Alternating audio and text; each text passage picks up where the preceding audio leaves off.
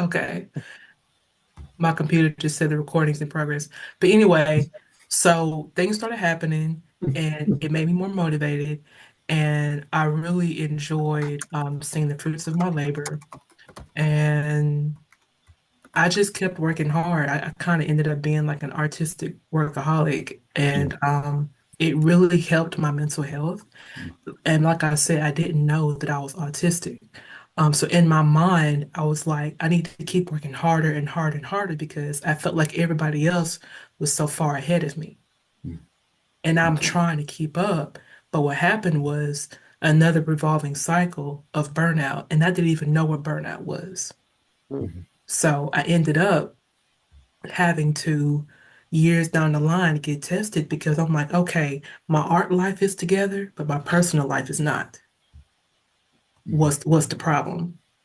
And so that's why I got tested again. But that's what led me there. And I've had a lot of success. But now I'm just in the process of getting the personal stuff together.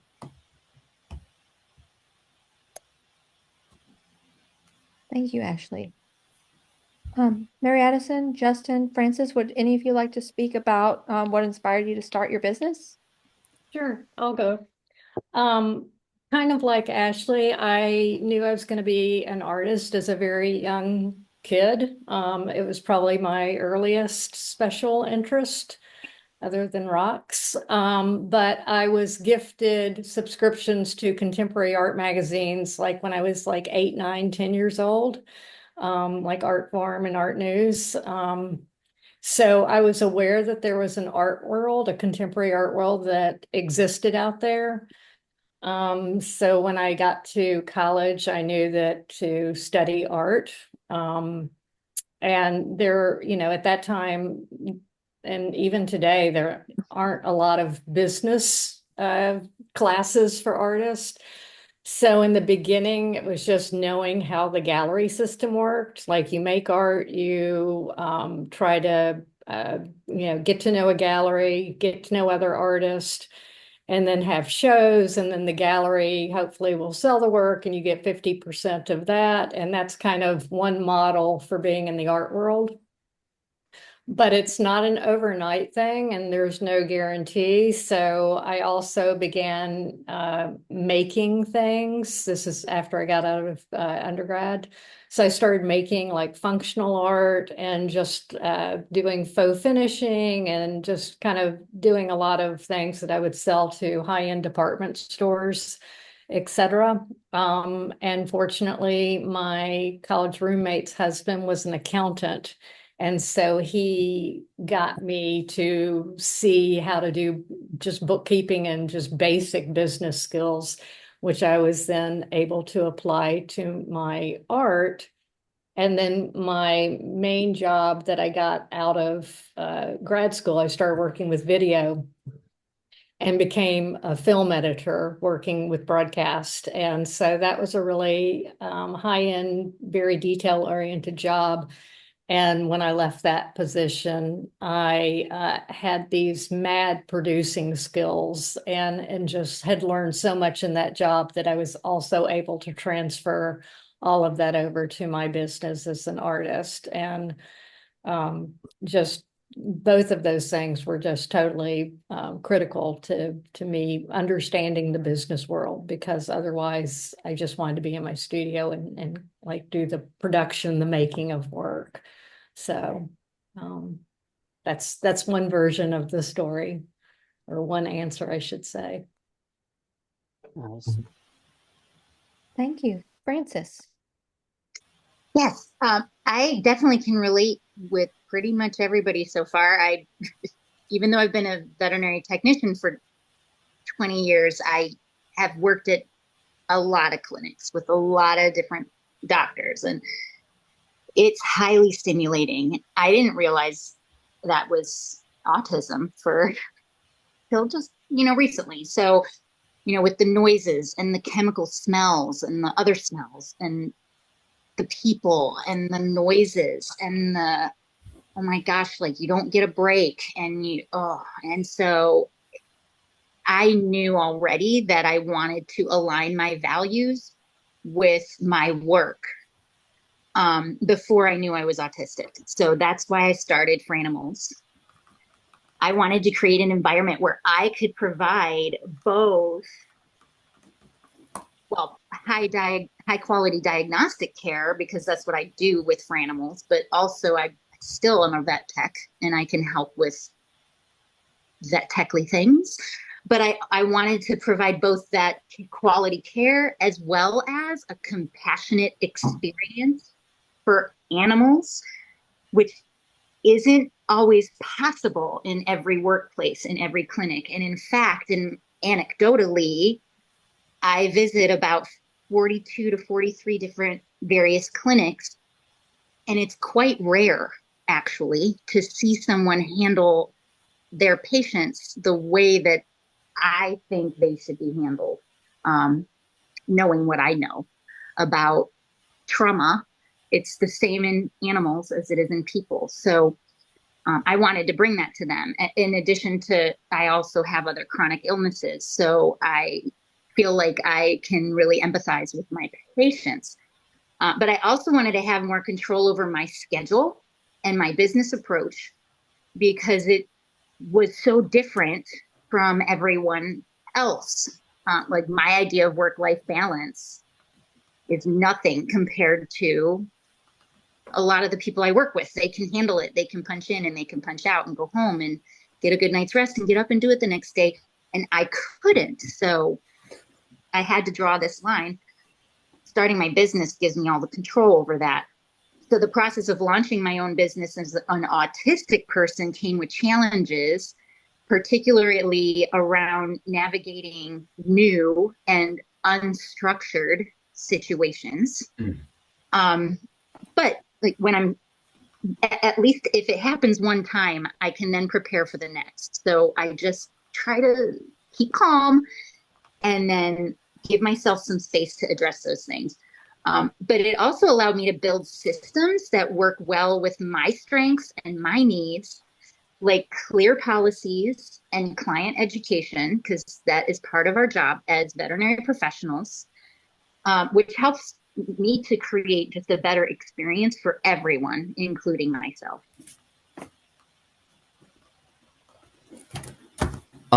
So kind of what Francis said about having clear policies. So I have a moving company, and there's tons of moving companies. You can pick 10 out of a phone book, whatever. What I focused on was how can the service that I provide be different than just, oh, we're just some guys that are just going to lug your stuff onto a truck and off the truck.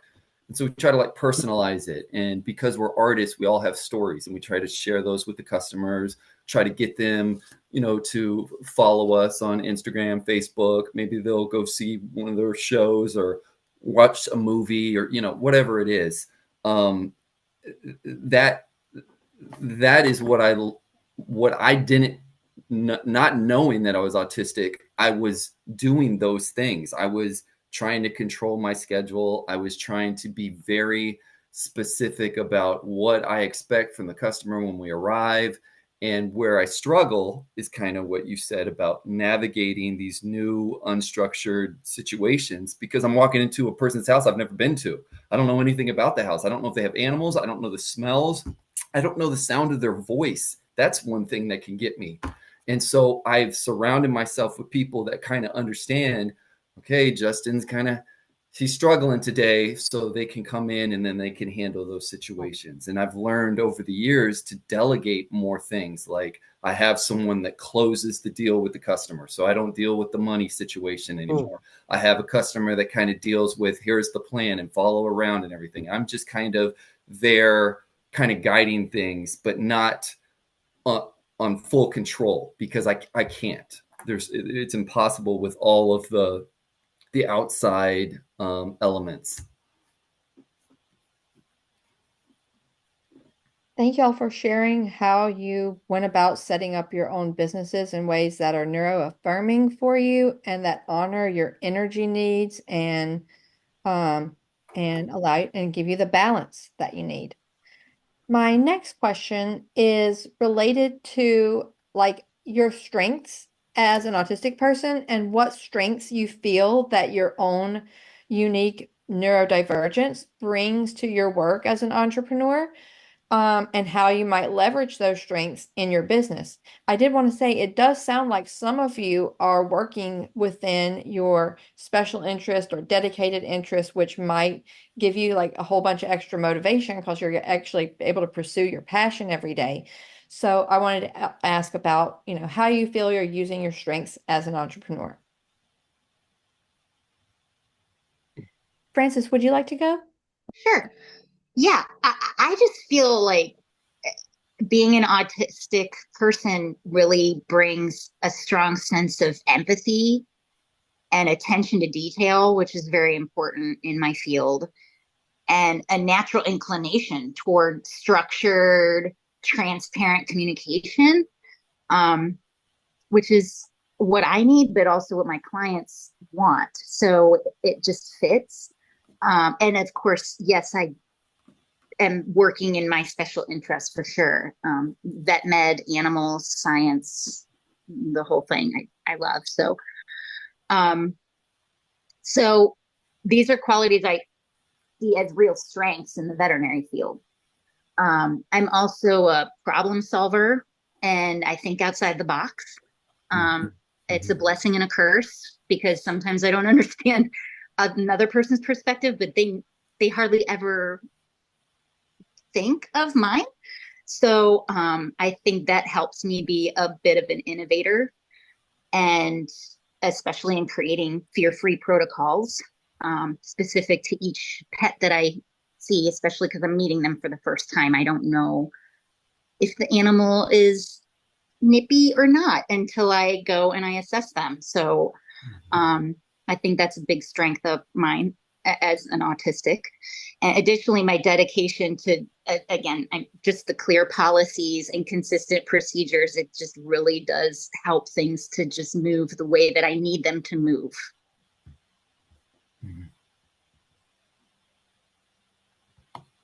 Thank you. Mary Addison.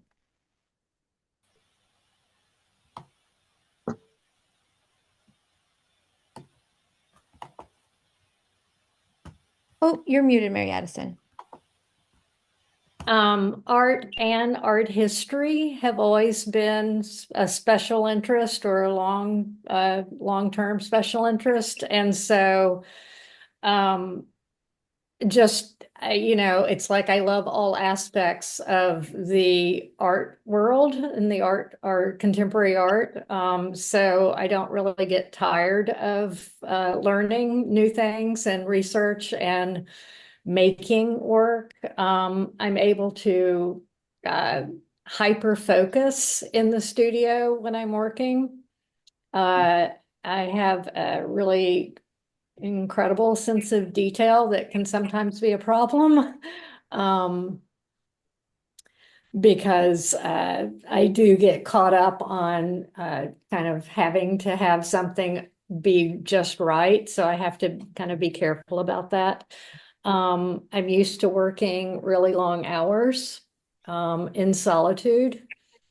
So those kind of things are, I think, make me a good employee for myself. So that's, and I think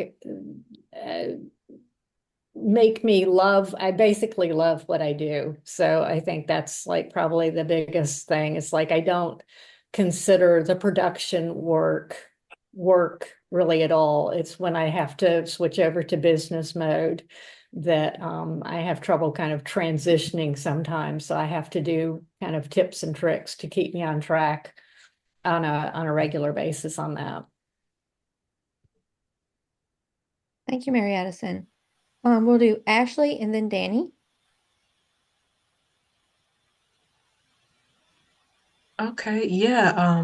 Since I'm also dealing with ADHD, I am also hyper focused with art. I could talk about art all day, every day, and I will not get tired. But if I have to do something that I don't want to do, oh my gosh, it's like pulling teeth.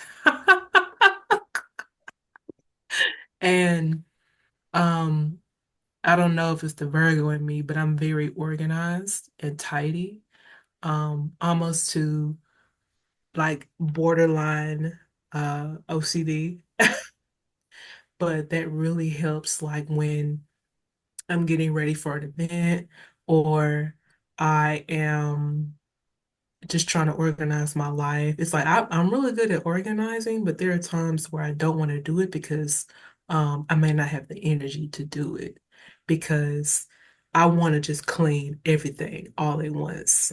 And it's like I go on a whole like mission to clean the entire house.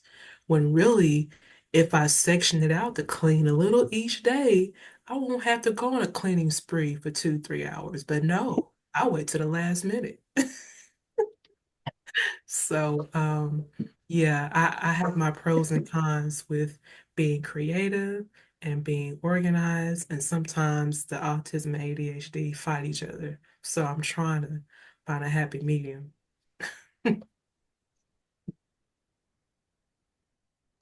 Thank you, Ashley. Am I see Danny was resonating with a lot of that. Danny, do you want to answer this question? Oh yeah, I call it like the organized disorganized or something, or the organized chaos. You know, when I can't get stuff done, I start cleaning, and then my mind is working, and I solve something I couldn't solve before, and then I go and, like my cameras are laid over there, but I see what's going on and what I have. But to go back to the original of the question, every time I wanted to get at something, like even as a guitarist or something, or bassist or whatever, a style, musical style or a production, or when I hear a song and I need to recreate it, literally I can hear it and I hear all the instruments, all the different parts, and I go so deep into it that I could do something like it. And I'm similar with everything, but if I have to do something I don't like, I resonated with Ashley. I'm like, you can give me a bomb, but I can't do it. That's how I get into weddings, because I love shooting romantic music videos. And somebody said you should try weddings. So when I got the chance to do a wedding, I ended up writing 140 some page PDF demo, not a demo, what is it called? A PDF, not a PDF, like presentation on every single scene that I saw in the movie that described what camera angle, what focal length, or yada yada, how to edit it, speed ramp, everything. That I was dreaming wedding films, I tell you, for like a whole month. But I got it down to science, and this year I shot 30 plus weddings, which I love. But I guess what I love about it is that if I find something that truly piques my interest, I can get pretty good at it in a relatively short amount of time. But I also have ADHD, so I like organization, but I also like spontaneity, and you know, sometimes the two can be a clashing thing. Yeah, that's all I can think of at that moment. Thank you. Great. Thank you. Justin, did you have anything that you wanted to add to this question? My experience is a little bit different because I'm not doing what I love. What I love is acting in art, performance. That's what I went to school for, but that didn't pay the bills for me. And I fell into this. I really did. It was just a kind of I'm going to go try something different. And what I didn't know that I know now is that I was relentless. So I would spend hours upon hours when Craigslist was still a popular thing. Facebook hadn't taken over, marketplace. And I would just email every single person that was selling something online, giving something away, throwing something away, and just say, hey, I got a truck. I can help you move.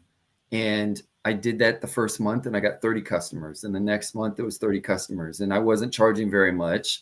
And I was learning kind of how to interact with customers, how to kind of advertise myself, brand myself.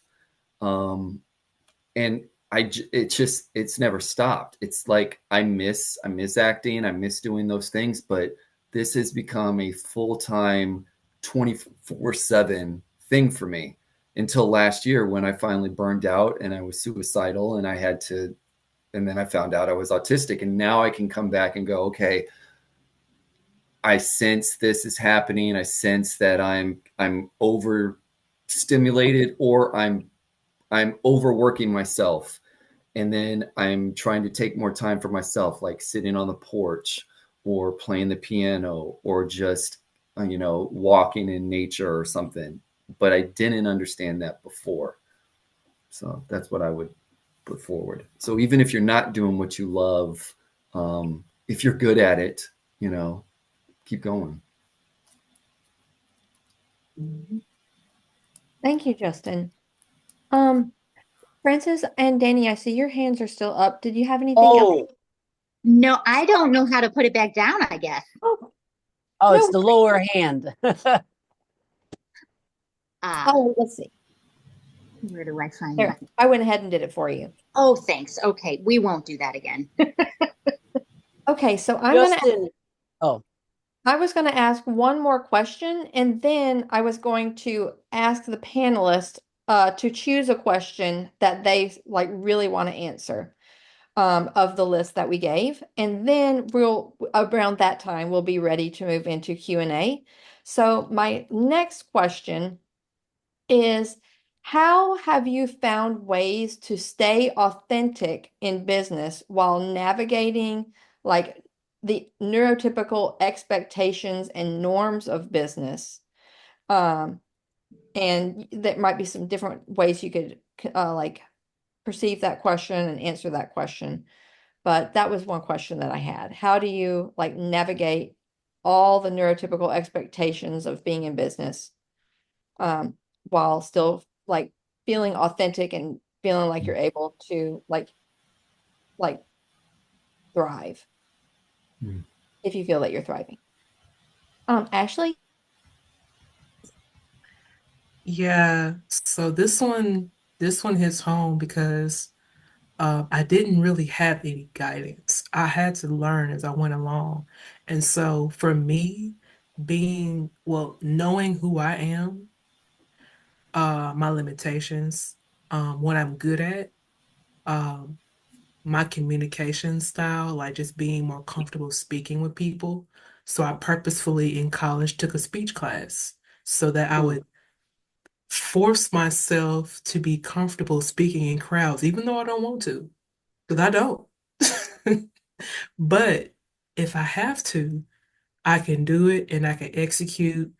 Um, Even though I'm nervous, I don't necessarily look as nervous, but I push myself to do that to be more comfortable. And I didn't know it at the time, but it really helps to propel me as far as negotiating and networking and advocating for myself artistically. Because even if I don't know the answer, or if I don't have the knowledge, I could ask people and get it or find it myself. Um, but yeah, and also knowledge. If you're not like disciplined, dedicated, and applying, just having a thirst for knowledge, period, working on your craft every day or when you can, because we all know burnout is real. Sometimes you can't, have that thirst for knowledge when you're in burnout, but when you get out, get back in.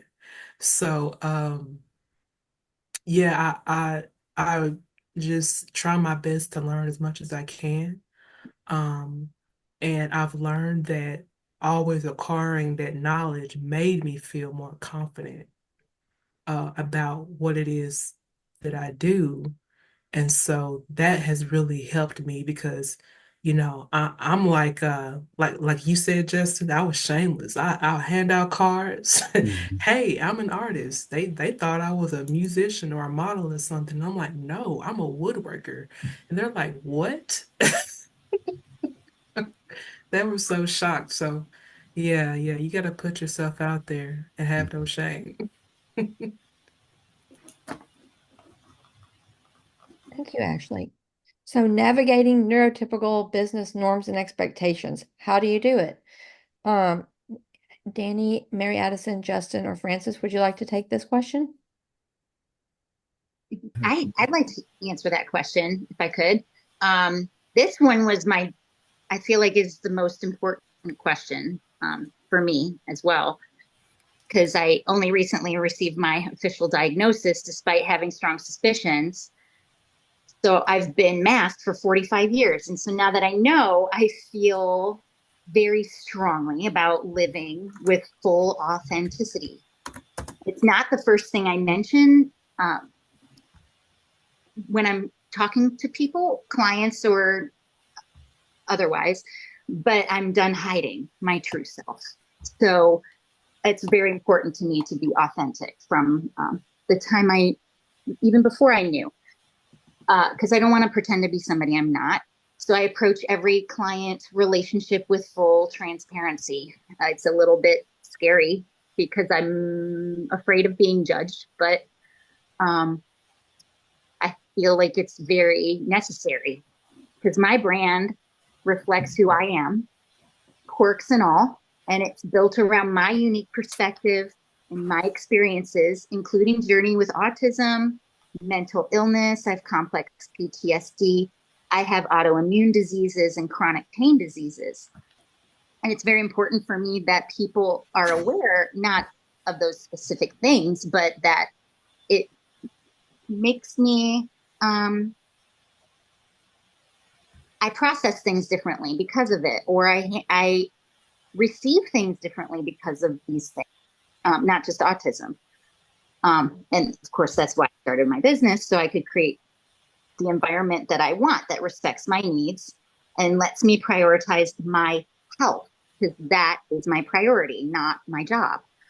I also don't have employees, so it really is truly me. My logo, my name, they're not limited to ultrasound. They're not even limited to veterinary care. It represents me as the brand. So that, like I started that from the very beginning. I make sure clients know exactly what to expect from working with me, and I'm consistent in showing up as my authentic self as best as I can. I've trained clients from the start what that looks like when I started my business a year ago. It's case by case experience, and if they're not comfortable with me, they don't have to hire me. So for those who appreciate my approach, I'm able to offer very personalized service that aligns with my values and theirs. Mm-hmm. And it becomes more of a collaborative care instead of somebody telling me what to do and how to do it. So yeah, and boundaries are very important in that. So if someone crosses that line, I have to be very clear. I have to have clarity about that, how to address it. Thank you, Francis. Danny? I love that. I love what Francis said. There's a lot of that I relate to, you know, and for a long time I had like this facade of like the funny guy, and then later on came the me, you know, and then a lot of people I feel like they didn't know like who me was, you know, because I'm also, I love intellect chat, I love discussing the topics and things like that, but a lot of times people didn't really take me seriously because I put on this face to make people comfortable, make myself feel comfortable, you know, or things like that. And I was talking earlier that coming out of Berkeley, I created a business, but I had two partners, and we all were neurodivergent, but we really didn't understand what it really means, and there was a lot of things that I personally didn't feel comfortable doing that we were doing. And now, like you were saying, I work for myself, and I do business how I see fit, and I want to give value really, and I want to be myself. Like I don't want to I don't want to work with people whom I can't feel like 100% me, because I think that also hinders the work also, you know, because I am in one way or another the art that I'm doing, and I want to, you know, do it as authentically as I can. when I'm performing and things like that. When I'm doing video, when I'm conducting business, I always want to be respectful, but I want to be me. I know you all probably understand what I mean. But whatever you said really hit home. And what Ashley said, that also hit really home, because I've definitely went through a couple of big burnouts, because either whoever I was working with or for really took a lot of advantage of what I was doing, and it really made me hate music production and playing music. And that's when I really delved head in video production, because I just hated it.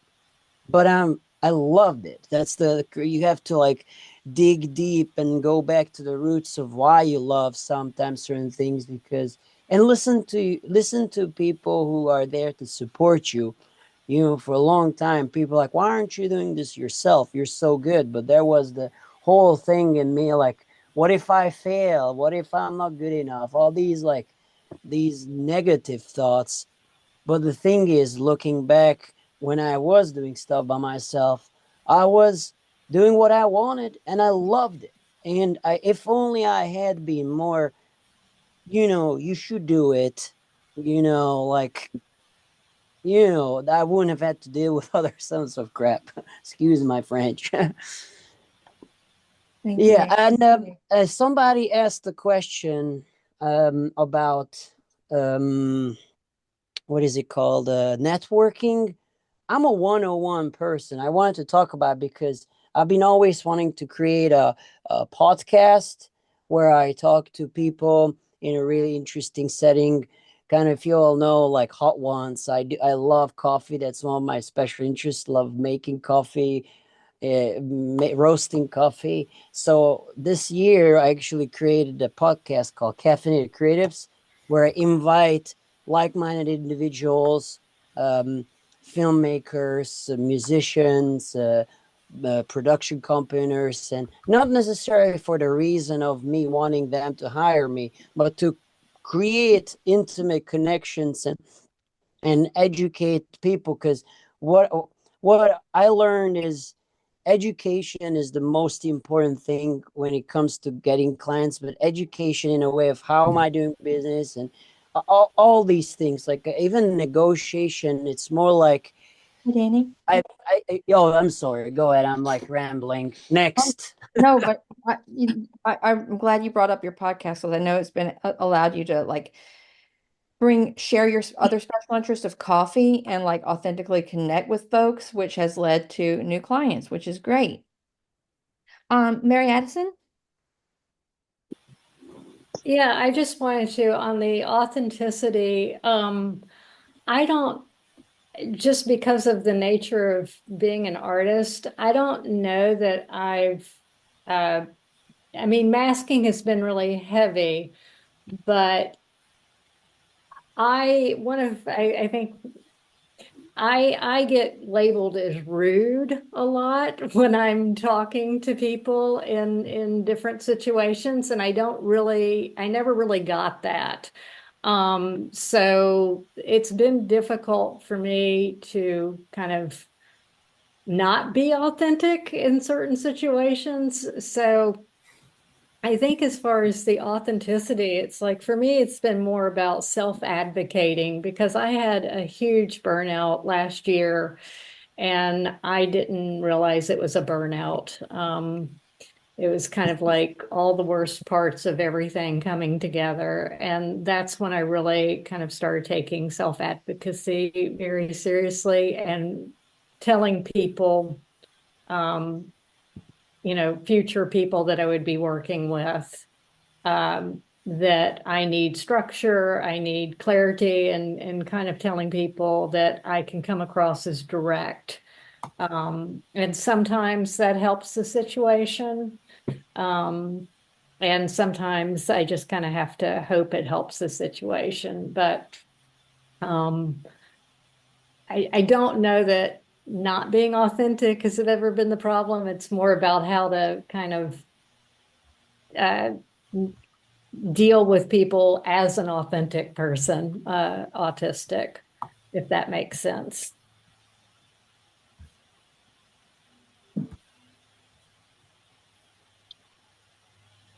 Thank you, Mary Addison. Did anyone else? Justin, I don't think you've spoken to that question yet. So there was a point in the business where I felt like I was defending every choice that I made. Like, I want to do this, or I want to kind of do it this way, or something like that. And I kept coming up with these challenges with people that worked with me and everything. And I stuck to my guns, you know. Now, I also was willing to listen to other people's advice, but I didn't necessarily have to adhere to that, because I felt like, and that was probably the thing we talk about, the mask, is that, okay, I'm going to present myself as this professional moving company. I'm a professional because of what I do and the way that I provide the service for the customers. I can still be animated and I can still be a little bit eccentric and everything. And I don't have to hold that in, because when I held that in, I'd go home, I'd have a meltdown, and it was traumatic for my wife. And that would happen over and over and over again. And then I realized, okay, I need to be who I am and not hold that all in and be like this person that I'm not truly, you know. Someone told me early on, they go, listen, man, nobody gives a crap about what your life is about or you personally. They just want you to move their stuff. And I've abbreviated both of those. And I said, I don't think that's the case. I think that they pick us because we're personable. And so years later, that person came back and did some work with us, and they said, I was wrong. That is why you've succeeded, because you've been you. You've allowed yourself, you know, and that was reaffirming, you know. So Thank you, Justin. And everyone, I put the rest of the questions in the chat a little bit ago. I can put them back in now. And I was wondering if anyone wanted to choose a question that was like really like resonating with them that they want to answer, and then we can open it up to the Q&A. And Ashley, I see your hand is raised. Yeah, I just want to speak on self-care because that is like number one for me. Because it's, well, let me just say, especially if your living situation is not ideal. For instance, roommates, living with your parents who don't understand autism and ADHD. It can be a nightmare for your mental health, especially if those people have issues themselves and they're not getting help. But you are, because that's what I'm going through. So I meditate, I take time to listen to music. I practice my creative passion. I talk to friends, but honestly, I'm going to be, I don't talk to friends as much because I'm such a homebody, loner. Um, from the outside looking in, it probably seems like I don't want to talk to people, but that's not true. It's just that I'm so overstimulated with life that I don't really have much time and energy to devote to friendships. And so my friendships suffer from that. And so I'm trying to maintain art business, personal life, and relationships. And it's like it's overwhelming. So I know other people deal with that. You're not alone. Um, Also, I like to just take time to pamper myself, like do my hair, do my nails, play video games. I like playing video games. I'm in my mid-30s, I still play games. No shame. You know what I'm saying? So, um, yeah, so self-care is just so important to your mental health, especially when you've had a long day at work, because I had to go to work today. I'm tired right now, but I'm happy to be here. But I have to really be um, aware of how I'm feeling, my energy level, or spoons, as they call it, because that's a new concept to me. I love it now. Um, and once I acknowledge that, then I can move forward as to what I can do for the rest of the day and what I should do. That's all I have. Lee, can you see that last part again about should and I missed it? I'm sorry. Ashley, I missed the last part of what you said about should do. I only caught part of it and it sounded something. Oh, I was just saying that like if you're aware of how you're feeling, then you kind of know what you can and cannot accomplish for the rest of the day as far as your energy level. And also like if you have things to do for the rest of the day, if you know you're low energy, you know you're feeling anxious or you got some mild depression going on, you know a lot of those things on that list is not going to get done. So there's no point in getting upset about it. That's another thing, because if you get upset about it, you're just kind of beating yourself up about things that you can't control. Because I have an issue with that. So I have to recognize, like, hey, I'm feeling this kind of way. I need to take time for myself. Whatever's on the list, gonna have to get done tomorrow. And just take time for you, you know? So I have to really just try to like know what emotion it is that I'm feeling, trying to pinpoint it, because it's hard. But once you acknowledge it and you acknowledge what you're feeling and you feel the feels, then you can know how to tackle the rest of the day. And I try to do that all throughout the day. And it can be taxing, but at least you know what's going on.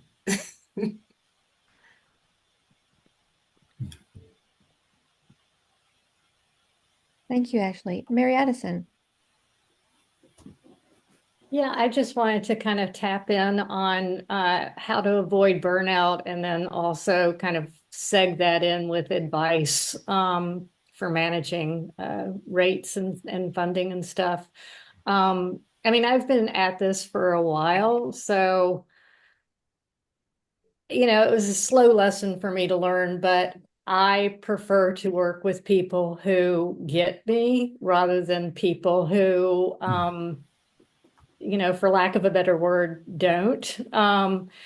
So in some of my work, not with galleries, I don't necessarily need a contract with a gallery, but when I'm doing freelance work with video production or commission work, I will write up an MOU based on like a conversation that I've had with a client. And it's really direct English and just as a understanding, literally a memorandum of understanding.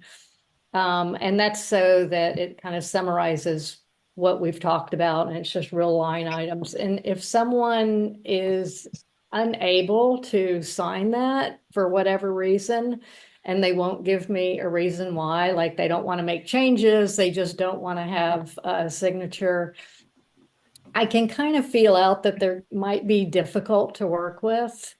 And so a deal breaker for me is if someone won't sign an MOU, because I just need that protects me from going off track and doing something that the client didn't exactly specify.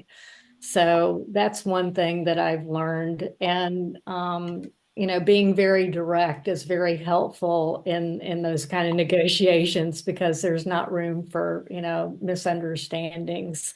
And then with galleries and working with people in the art world, I just, you know, I prefer to work with people who I'd like to be friends with. I have acquaintances more than friends, but it is a business that a lot of deals are made or things happen because of relationships.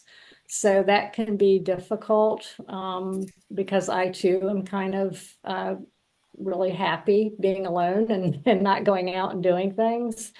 So it works better for me when I'm working with people who I trust and who trust me to do my job and my work as I do it.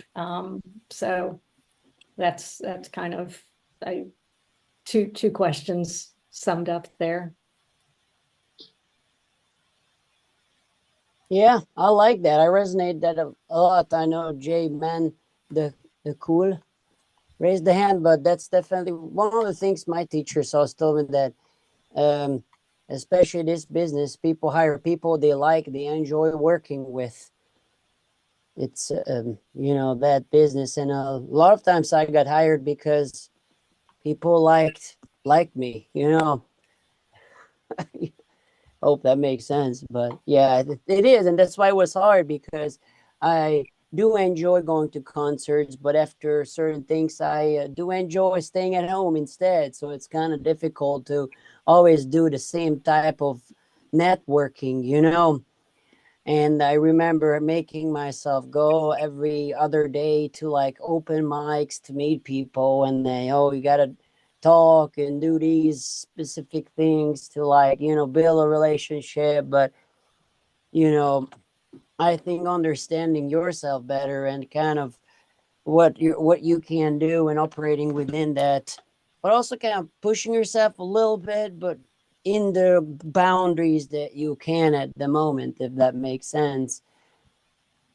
But I forgot what I was gonna say. These are great topics, by the way. Like I love talking about these sort of things in my podcasts and my vlogs. But yeah, next. You. I can't remember if Francis or Justin answered a preferred question. Um, and then we can move on to our general Q&A after y'all get finished with answering your preferred question. Sure. I think everybody's really answered some of the questions I was already looking at as a preferred question.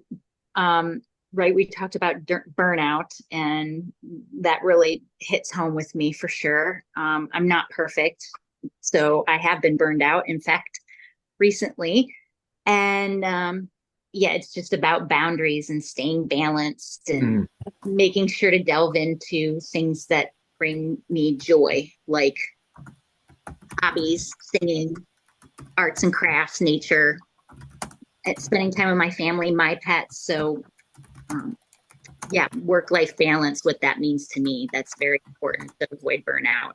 And checking in, definitely, because I don't think I check in enough.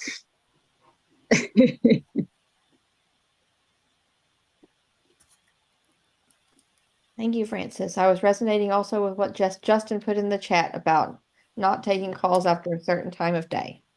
Oh Yeah, and yeah. you in another thing that we did, you had a thing that you shared with people about different things that you can, like I'm not in a position to talk right now or something like that, to be able to set those type of boundaries with text messages and things like that. The thing that I wanted to point out was achievements, and I really struggle with that one a lot, and I only see it from other people. When other people point it out to me, I mean, I can look at numbers, I can look at, and I look at numbers all day long.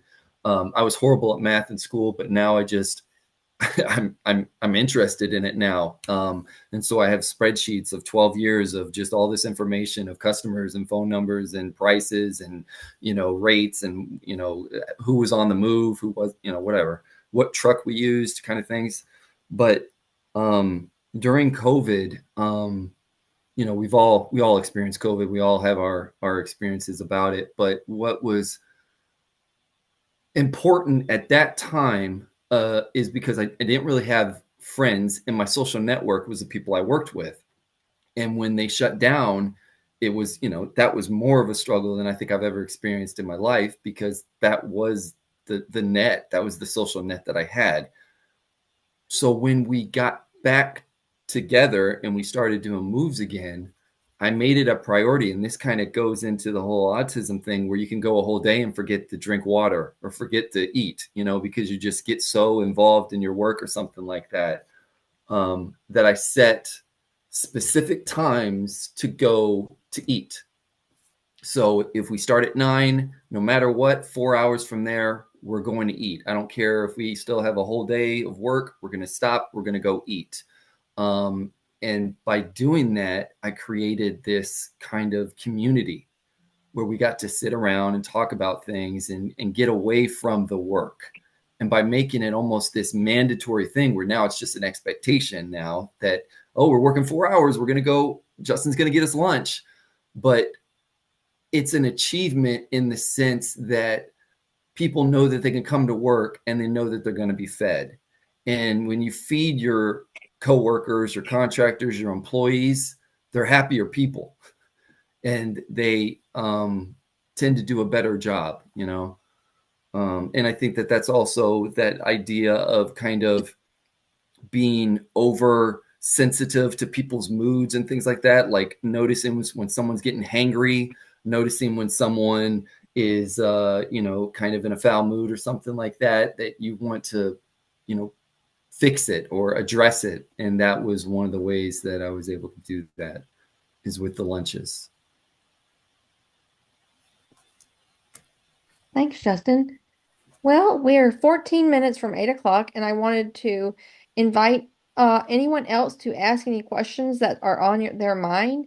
And Carissa, I didn't know if you wanted to go through and read any questions out loud, or if you'd like me to do that. I would be happy to, if you would like me to.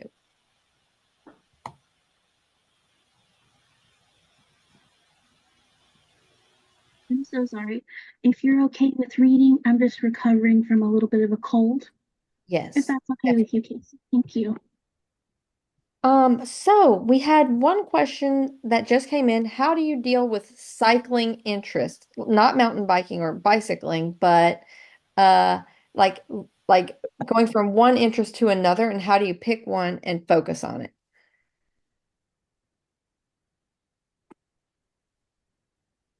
Yeah, I'll take that one. I deal with that a lot due to the ADHD, and it does cycle. Sometimes I spend so much time thinking about what it is that I want to do, and back and forth thoughts about what I want to do. And then I'll pick something, and then I'm just tired because I spent all this mental energy thinking about what I wanted to do. And then I'm like, oh, I just wasted time. I could spend like 30 minutes trying to figure out what I want to do. And yeah, it's crazy. Best thing I tell you to do is just try different things. Because that's really just your mind wanting to engage in something that's interesting to you. So if it switches to something else, do that other thing if you can, you know. Thank you. We also had a question that Ellie asked earlier, and this is also for anyone else in the room who wants to share their experiences. Um, Ellie asked, are there any people who are in the room who don't consider themselves lower support needs, who have a career or who work?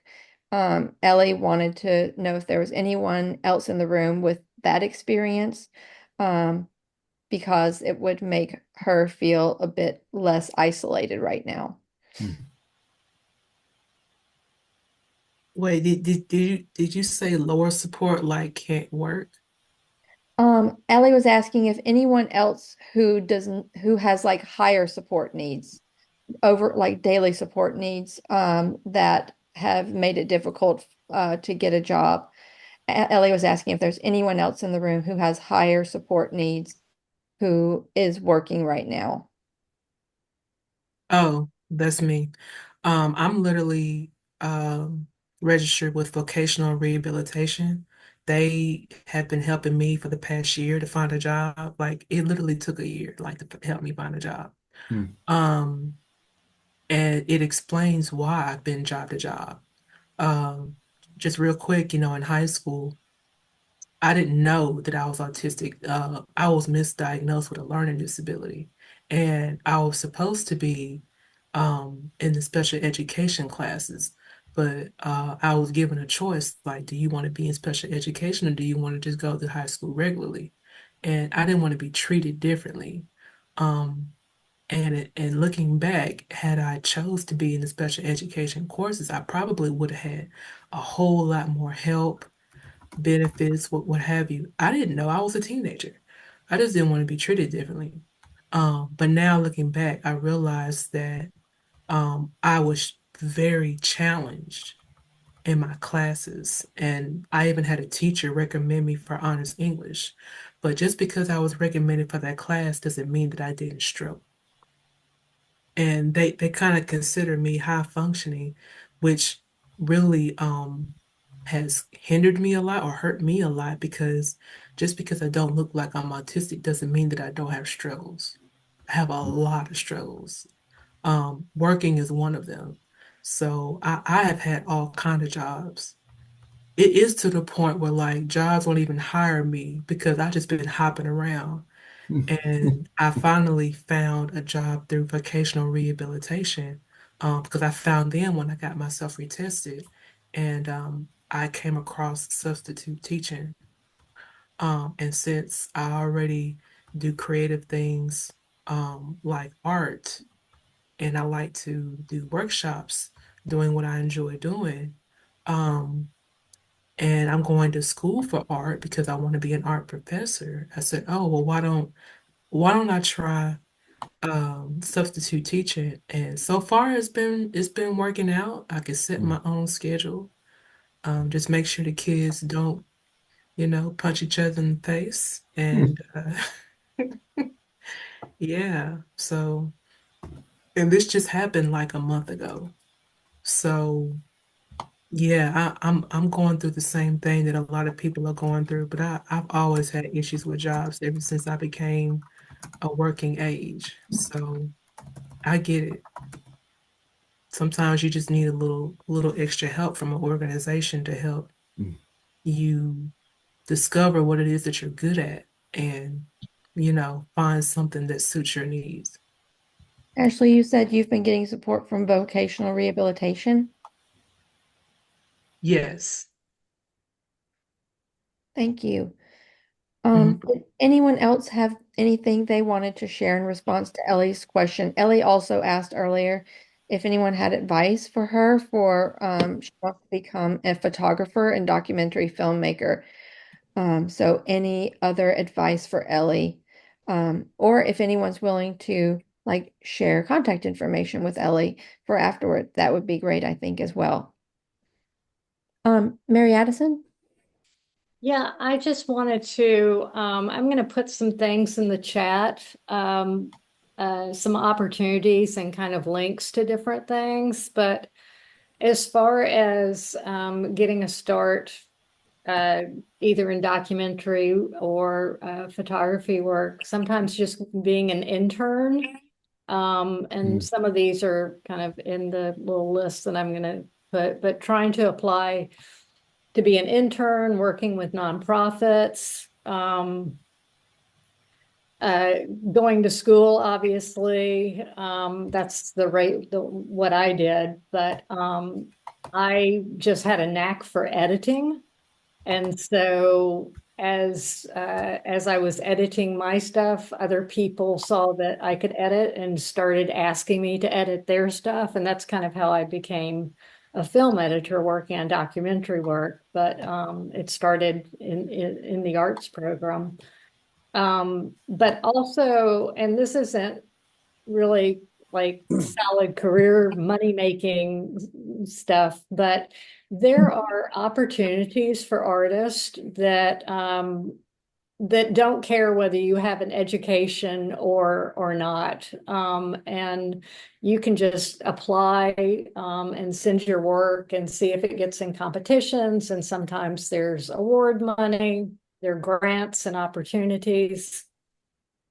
My only advice or my biggest piece of advice on that is to not pay a big application fee, because I personally don't believe in large application fees. So, anything over like $10 or $15 is not really worth it to me unless the kind of outcome of that is worth it. But there are a lot of free opportunities out there for applying, and a lot of organizations will waive a fee if you tell them that you aren't able to apply for something due to the fee. So anyway, I'm just going to put some of these things in the chat, and hopefully be of use to somebody. Love it. Is this a place where I can add a little bit to it? Hey, Danny, real quick, I saw Katarina's hand was up, and then Okay, yes, Katarina. I was thinking that, I'm a little worried about the job market, and I was wondering if you have some suggestions for, people with autism, also with ADHD, and also specifically directed towards Ashley. It's nice seeing someone who looks like me and who gets it. And it's just really nice. Same. Nice to meet you.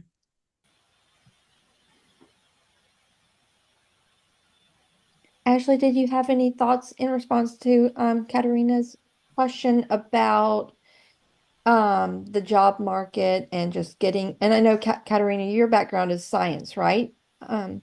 Yeah, I'm working on going into the field of neuroscience and specifically studying neurodevelopmental disorders and things like dementia. And if also have a backup plan with with being an actuary and being able to handle financial matters. Great, Katarina. I think it would be cool if you spoke with Dr. Dave Caudell, who's a also a neuroscientist, I think. He's a physicist. Neurophysicist. I don't think he's a. Oh, sorry, physicist. I don't know He's just a anything about science. physicist. Okay, but he is associate director of the Frisk Center for Autism and Innovation at Vanderbilt, and he meets with other autistic people. He's also autistic and has some really good advice often. So I can send that contact information for you, Katarina. Anyone else have anything in response to Katarina's question? Just a quick thing is I took out a piece of paper and I wrote down all the things that I was good at and all the things I wanted to be good at. And that just being able to have that wherever your journey goes, you can pull that back up and you could go, this is where it started. And that's always nice to have a blueprint.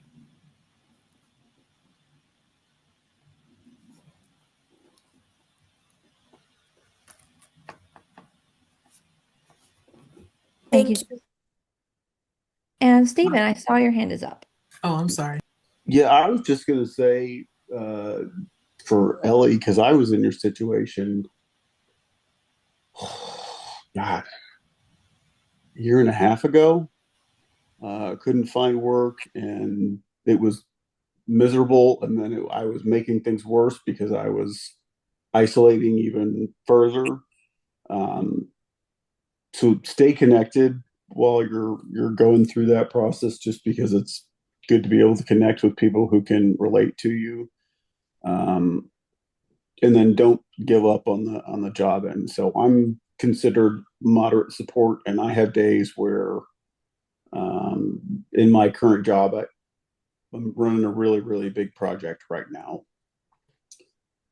And there are days that I feel like I'm waylaid by sensory information and I really struggle with it. But there are people out there and there are companies out there who are supportive and want you to succeed. And it doesn't matter whether you're autistic or not or whatever.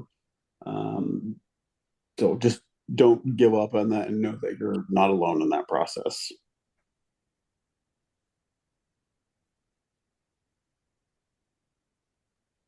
Thanks, Stephen. Ashley? Oh, yeah, I just want to speak on the job stuff for Katarina. So the American Job Center is amazing. They meet once a week, and I'm speaking of my experience from the one in Murfreesboro. But they always have employers set up tables. You can talk to them directly. And vocational rehabilitation helped me out a lot. And the reason I'm recommending them is because they assess your strengths, what your goals are, and then they help you develop a plan. Mm. So if you tell them what you told us, then they'll help you develop a plan to get where you're trying to go. Mm. And they also help with funding for college. So they have a college route and then they have a job route.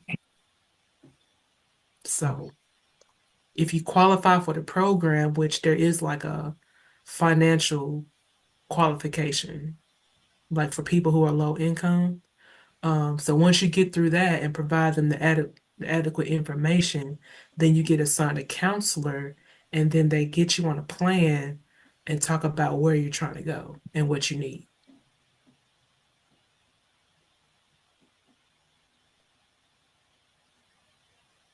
That's really helpful. Thank you. You are very welcome. Thank you, Ashley. All right, everyone. Well, we're at 8:01. We're at the end of this evening. Thank you all for sharing all these resources in the chat and for answering questions that came in throughout, not just the panelists answering questions, but everyone here, like being part of this dialogue together. And I'm going to save the chat so that all the resources that were shared, we can send in a follow-up email. And also, we'll also send a feedback form so that we can, get your feedback on how this panel went and what you would like to see in the future.